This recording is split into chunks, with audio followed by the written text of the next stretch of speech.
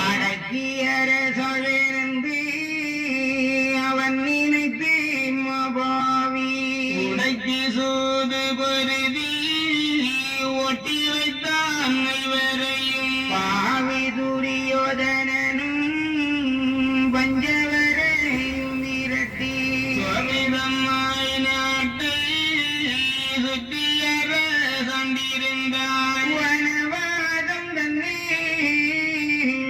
வந்திருந்து பேரும் இனமானது போல் இருந்தார் பூதையரிலே அப்போது வேத வியாகரவர் அறிந்து செப்போடு முத்த திருமாலருகேகி மாயவரே பஞ்சவர்க்கு வாரமதாய் தான் இருந்து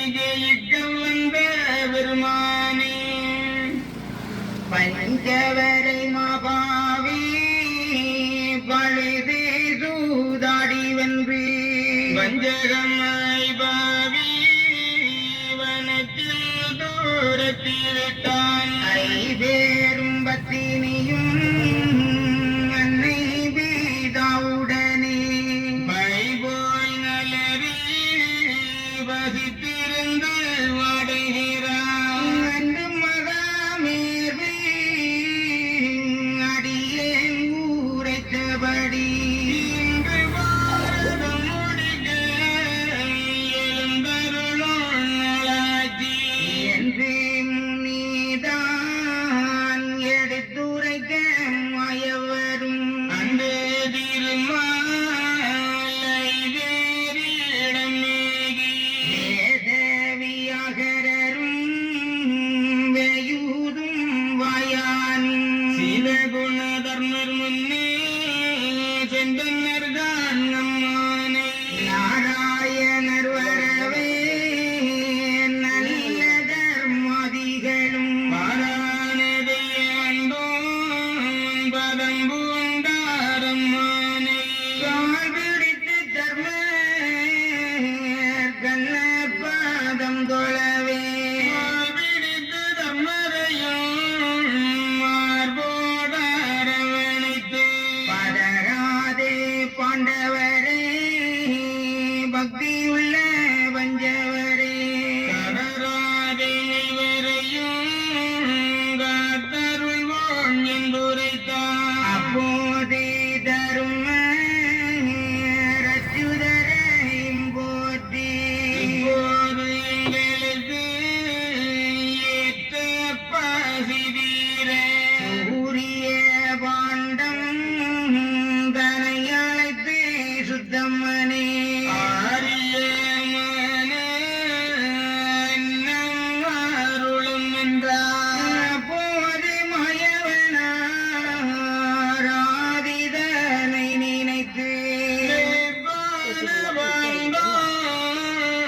மிக பருத்தி ஒரறியும் கையால் எடுத்து கனத்த தர்மர் கை கொடுக்க 5000 கோடி ஆய்தல் மிக வந்தாலும் என் பேரறிதான் என்னை நினைந்து பண்டம் அதில் அன்பரே நீரை அது நிறைய விட்டவுடன் என் பேரறியை எடுத்து அதில் இட்டதுண்டால் அன்பாதை எல்லோர்க்கும் அமுதாய் வாழரும் என்றார் இத்தனையும் சொல்லி இந்தாரே அன்பருக்கு சித்திரம் போல் வேண்டி தெளிந்திருந்தாரம்மானை மாயன் சொல்லி மண்டபத்தில் போயின பின் சுயவியாகரரும் சொல்லுவார் தர்மருடன் பஞ்சவரே உங்களுக்கு பச்சை மால் என்றும் முதல் தஞ்சம் என்று சொல்லி தான் போனார் மாமுனியும் போக வனத்தில்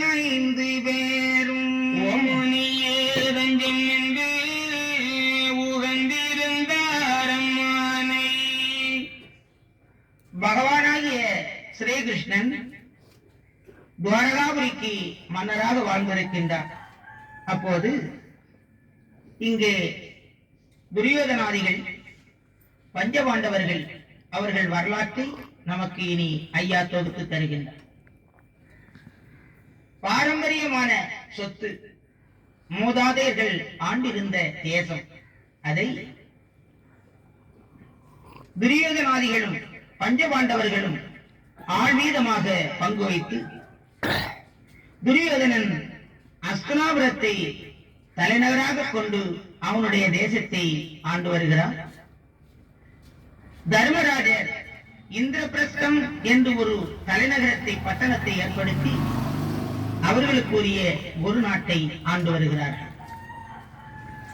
நாடு பங்கு வைக்கின்ற போதே பழிதீர்க்கின்ற நோக்கத்தில் நல்ல பகுதியை துரியோதனன் எடுத்துக் கொள்ளுகின்றார். அதே சமயத்தில் பாண்டவர்களுக்கு விளைநிலம் இல்லாத பூமியை கொடுத்தார். ஆனால் பொறுமையுடையவர்கள் அதை வாங்கி பண்போடும் பகவான் கண்ணனுடைய அருளோடும் நாடு நகர் ஆண்டிருந்த காரணத்தினால் நாளுக்கு நாள் அந்த பொறு நாடு செழித்துக் கொண்டு வந்தது.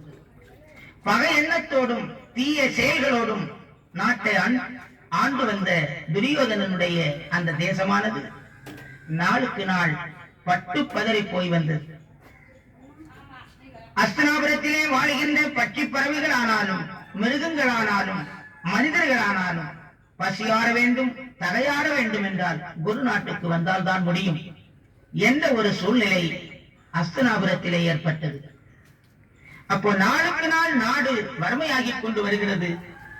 ஆனால் பாண்டவர்கள் ஆண்டிருக்கின்ற தேசமோ செழிப்படைந்து வருகிறது. நாம் முன்னமேயே இது சற்று சிந்தித்து இந்த நாட்டை பங்கு வைத்திருந்தால் தலைவீதம் பங்கு வைத்திருக்கலாம். அப்போ நம்முடைய அனந்தபிமார்களுக்கு 100 பங்கு கிடைத்திருக்கும், பாண்டவர்களுக்கு 5 பங்கு தான் கிடைத்திருக்கும். அதையும் நாம் தவற விட்டு விட்டோம். இனி எப்படியாயிலும் அவர்களை ஏமாற்றி அல்லது கொண்டு குவித்து நாட்டை பறிக்க வேண்டும் என்று பல திட்டங்களை போட்டான். ஆனால் அவனுடைய எண்ணம் ஒன்றும் பலிக்கவில்லை. கடைசியாக துரியோதனனையே பழிவாங்க வேண்டும் என்று எண்ணம் கொண்டு அவனுக்கு நண்பனாக வந்து சேர்ந்த அந்த துரியோதனனுடைய மாமன் சகுனியின் சூழ்ச்சியினால் பாண்டவர்கள் விருந்துக்கு அழைக்கப்பட்டு சூதாட்டத்திலே நாட்டை தோற்று வருகின்றார்கள். சகுனி துரியோதனனுக்கு துணையாக இருந்து பழுது சூதாடி பாண்டவர்களுடைய நாட்டை பறித்துக் கொடுக்கின்றான் துரியோதனனுக்கு.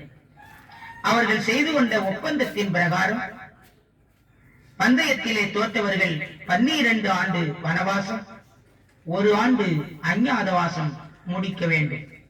13 ஆண்டுகள் கழித்து வந்தால் அவர்கள் தோற்ற நாட்டை திருப்பி பெற்றுக் கொள்ளலாம் என்ற நிபந்தனையிலே நாடுகளை இழந்து விட்டவர்கள் பாண்டவர்கள் வனவாசம் புகுந்தார்கள்.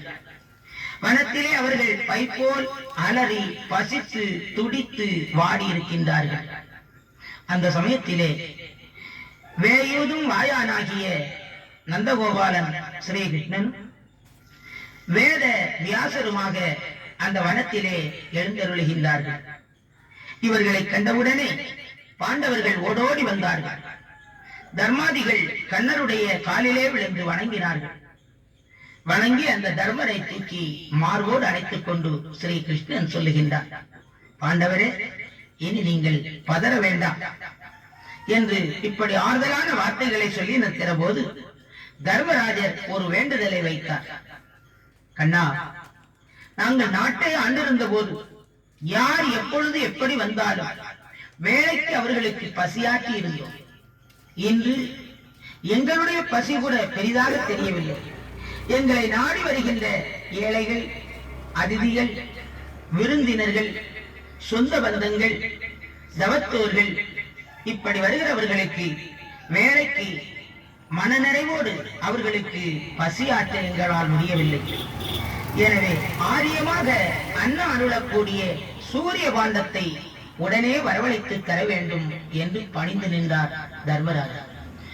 உடனே பகவான் கண்ணனும் ஆரியமாக அன்னம் அருளக்கூடிய சூரிய பாண்டத்தை வரவழைத்து தர்மருடைய கை கொடுக்கிற போது அதை எப்படி பயன்படுத்த வேண்டும் என்ற சூத்திரத்தை சொல்லிக் கொடுக்கின்றார். பாண்டவர்களே, என் பெயர் அரிதா, என்னை நினைந்து அன்போடு இதிலே நீர் வாருங்கள், உரையேற்றலாம். அப்பொழுது என் பேர் அரி, அதை எடுத்து இதிலே இட்டதுண்டா? அப்படி வளருகின்ற அன்னம் இருக்கிறது, எத்தனை பேர் வந்தாலும் அத்தனை பேருக்கும் கொடுக்கலாம். அல்லாத குறையாத அளவிற்கு 5000 கோடிக்கு மேற்பட்டவர்கள் வந்தாலும் கூட இதில் குறையாத நிலையிலே அன்னம் வளர்ந்து கொண்டே இருக்கும்.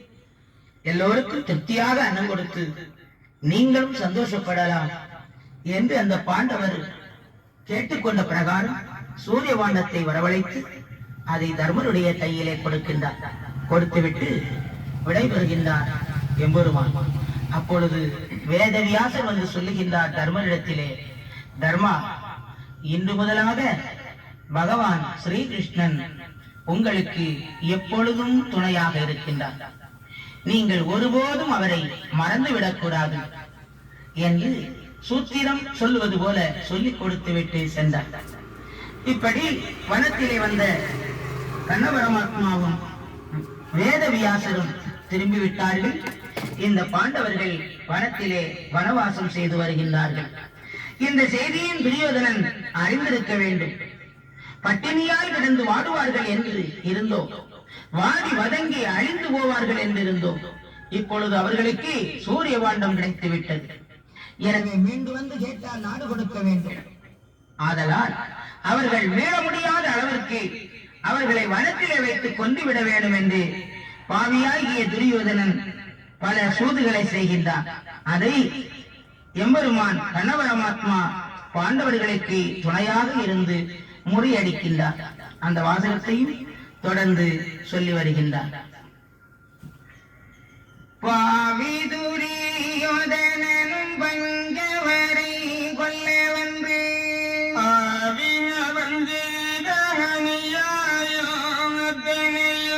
ஒக்க ஒரு மிக்க உரைக்க கேள்வந்தலே நஞ்சை கலந்து நல்லதை அஞ்சலந்து மாயன் அதிகாரம்